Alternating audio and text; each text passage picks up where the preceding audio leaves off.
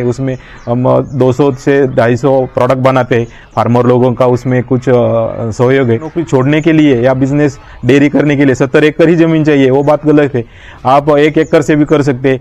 और हमने तो गाय से शुरुआत की थी, घर में एक गाय थी, 1 से 2 लगा के ऐसा 2015 के बाद शुरू किया। साइलेज रहता है, अभी ये 7 तक इस साल बनाया नहीं, मक्के का साइलेज रहता है। फार्म पे ही अभी ये थोड़े काड़ी कचरा जो दिख रहा है, ये अपना नीम के पत्ते थे।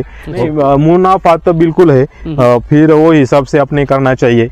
उसमें सबसे बात है क्या आपका मुक्त गोटा होना। डेयरी को डालेंगे तो डेयरी में खाली कलेक्शन सेंटर में 35 रुपए आपको ज्यादा से ज्यादा मिलेगा, और वही आप पैक करके मिलेंगे तो 40।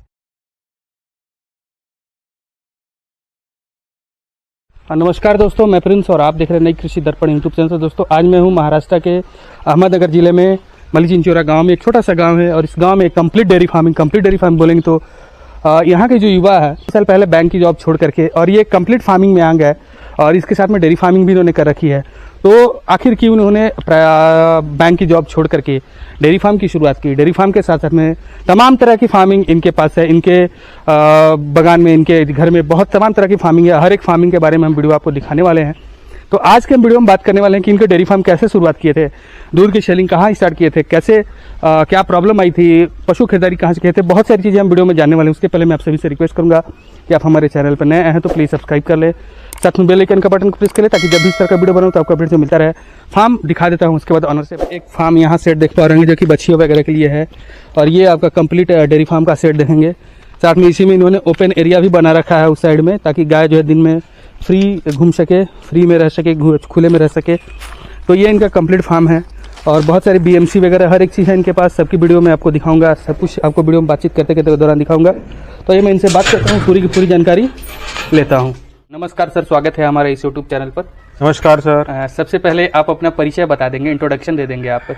मैं बाबा साहेब शंकरराव कदम, मुक्काम पोस्ट मालीचिंचोरा, तालुका नेवासा, जो हमारा मालीचिंचोरा गांव है अपना शनि शिंगणापुर जो है उसके पास आता है। अच्छा, तो परिचय के साथ में हम ये जानना चाहते हैं कि सर ये डेयरी का बिजनेस करने के पहले आप क्या करते थे।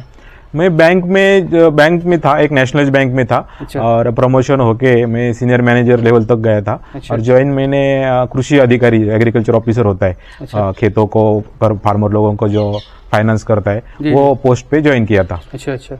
तो सर एक जो अभी बेरोजगारी दर काफी ज्यादा है, बैंक की नौकरी मिलती नहीं है, और आप एक बैंक की नौकरी छोड़ करके आप इस डेयरी या एग्रीकल्चर के लाइन में क्यों आ गए सर।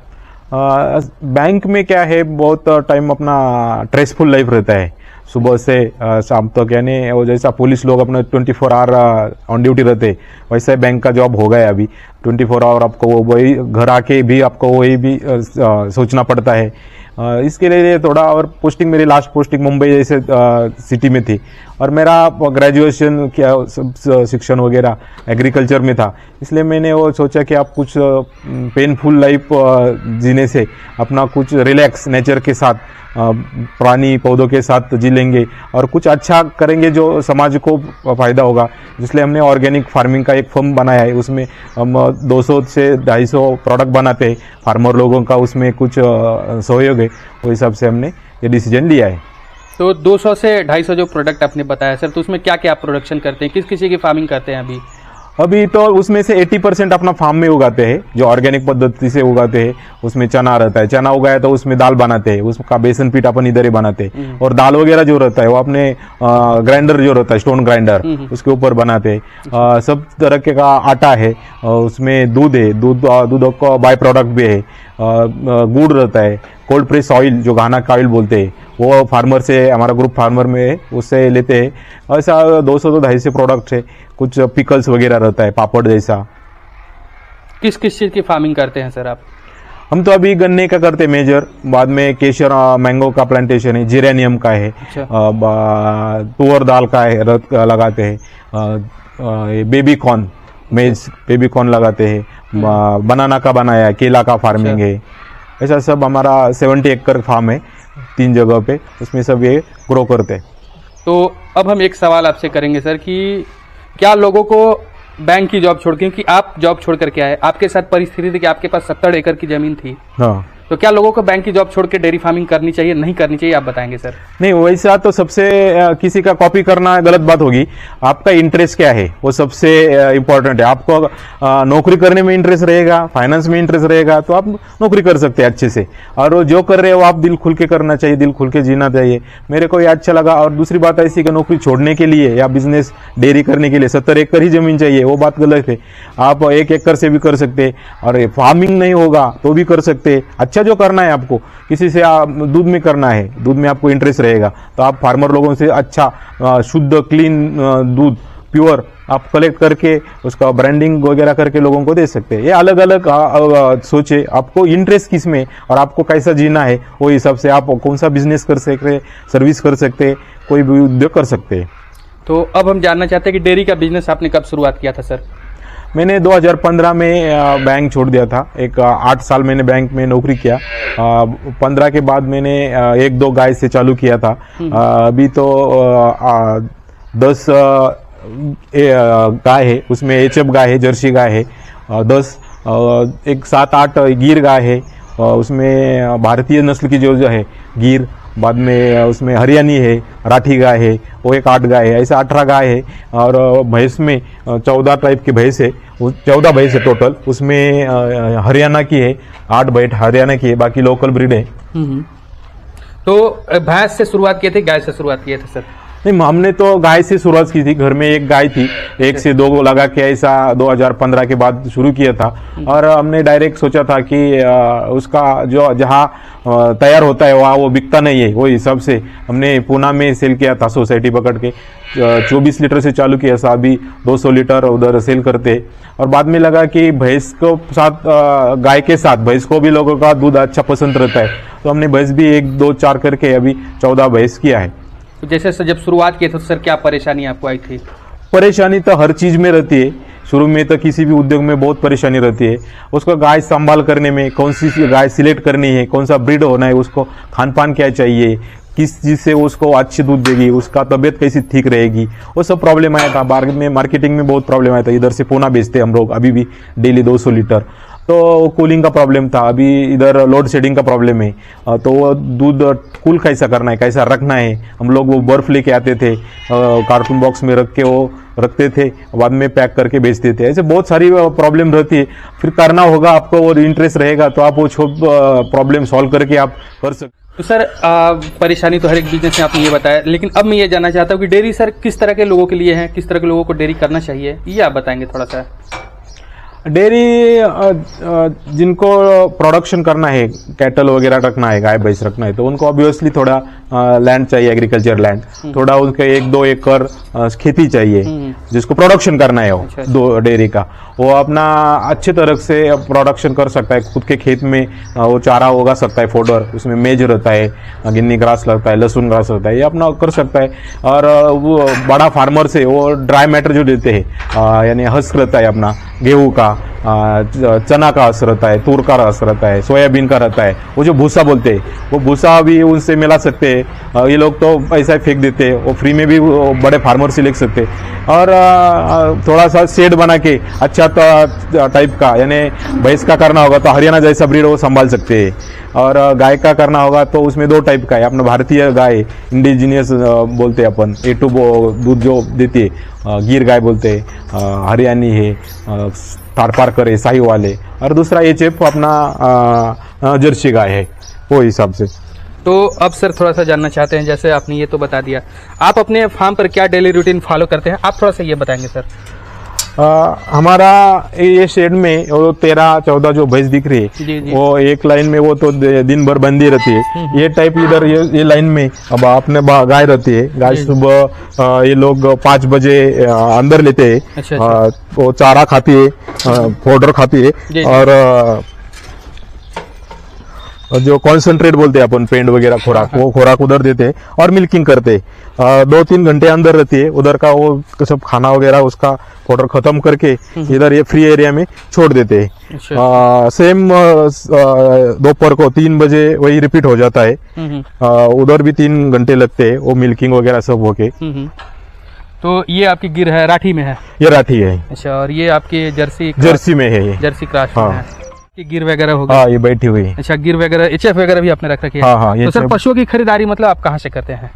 इसमें से ये बाहर वाली है, ये राठी तो अपने राठी, और उधर जो है हरियाणी, अच्छा अच्छा। जब हरियाणा गए थे भैंस लेने के लिए तो उधर से लिया था। अच्छा। और बाकी जो थे अपना गिर वगैरह हमने गुजरात से लाई थी। अच्छा अच्छा। हाँ, 6 गिर उधर से लाई थी। और ये एचएफ वगैरह अपना तो इधर लोनी मार्केट है। अच्छा, और इसमें से 80% अपने फार्म में ही तैयार किया है। अच्छा, तो सर कितनी पशु शुरुआत में लेकर के आए थे आप? शुरू में हमने गिर तो 6 लाए थे। अच्छा। हाँ, 6 से अभी बहुत सारे हो गए थे। बाद में ये एक राठी और हरियाणी अपने भैंस के साथ हरियाणा से लाए थे। अच्छा अच्छा। हाँ, तो अब हम जानना चाहते हैं सर, फीड वगैरह में आप इनको क्या खिलाते हैं? यानी कि जो सुबह का राशन होता है, जो भोजन हाँ। होता है, क्या देते हैं आप? मेजर तो अपना साइलेज रहता है। अभी ये ये साल खरा बनाया नहीं। मक्के का साइलेज रहता है। थोड़ा गन्ना रहता है 20%। अच्छा।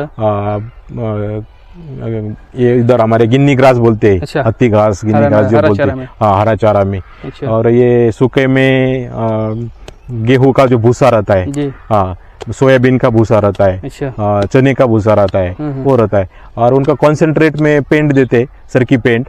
उसमें और चने की जो चुनी रहती है वो, और ये कांडी पेंट रहती है। अच्छा, ये कांडी पेंट और ये चने की पेंट सर नहीं समझ पाए, क्या बोल रहे, क्या कहना चाहते हैं?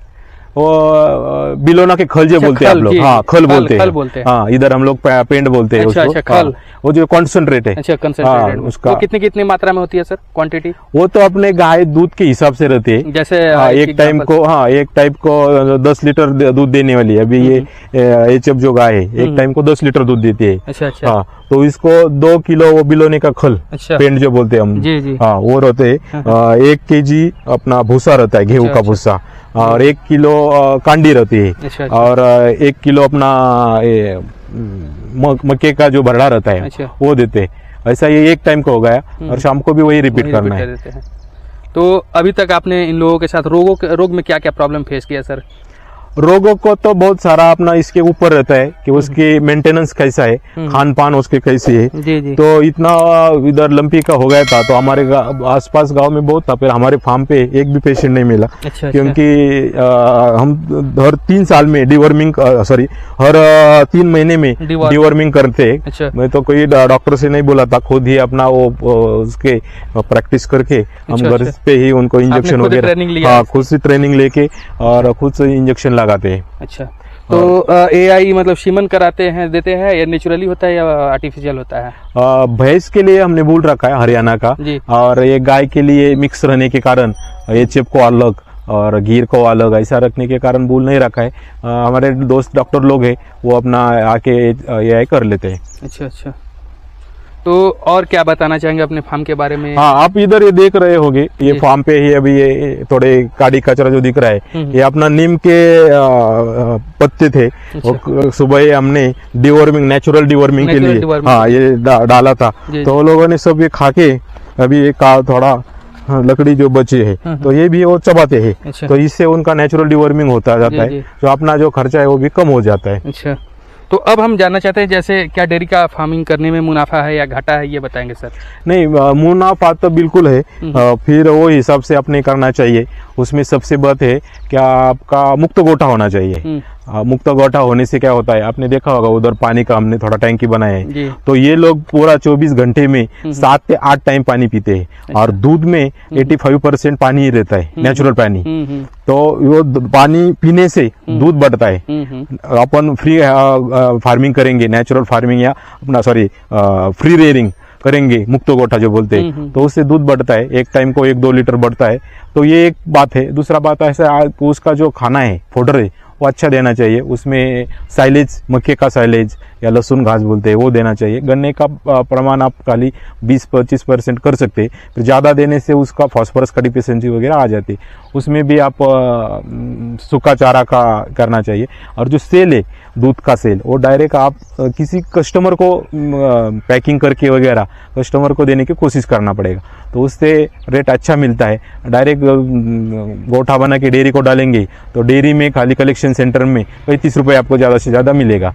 और वही आप पैक करके मिलेंगे तो 50 रुपीज़ आपको मिलता है। तो 1 लीटर में आपको उधर ही आपका 10 रुपये का प्रॉफिट बढ़ जाता है। आप छोटा करो, फिर जितना हो सके उतना डायरेक्ट सेल करने का प्रयत्न करो। तो आपको तो मतलब इनका फीड वगैरह कुछ खरीदने की जरूरत नहीं पड़ती होगी, क्योंकि आपकी तो खेती है इतनी बड़ी, तो आपको तो किसी भी चीज़ की जरूरत नहीं, खरीदने की जरूरत नहीं पड़ती होगी। जो चारा है उसमें तो बिल्कुल खरीदते नहीं, घर पे ही फार्म पे ही 3 एकड़ रखा है उनके लिए, और उधर से ही बनाते। खाली खरीदना पड़ता है वो जो कॉन्सेंट्रेट बोलते हैं अपन, जिलोने के खल वगैरह है वो खरीद लाना पड़ता है, और जो अपन मिनरल मिक्सचर देते हैं वो खरीदना पड़ता है। कितनी देते हैं? मिनरल मिक्सचर 50-50 ग्राम 2 टाइम देते हैं, और उसके साथ अपना खाने का सोडा रहता है, नमक रहता है, वो भी कुट्टी पे डालते हैं, तो उससे दूध का प्योरिटी अच्छा आता है। चलिए सर, काफ़ी अच्छी आपने बातें बताई हमारे पशुपालक भाई के लिए, इसके लिए आपको बहुत बहुत धन्यवाद। नमस्कार।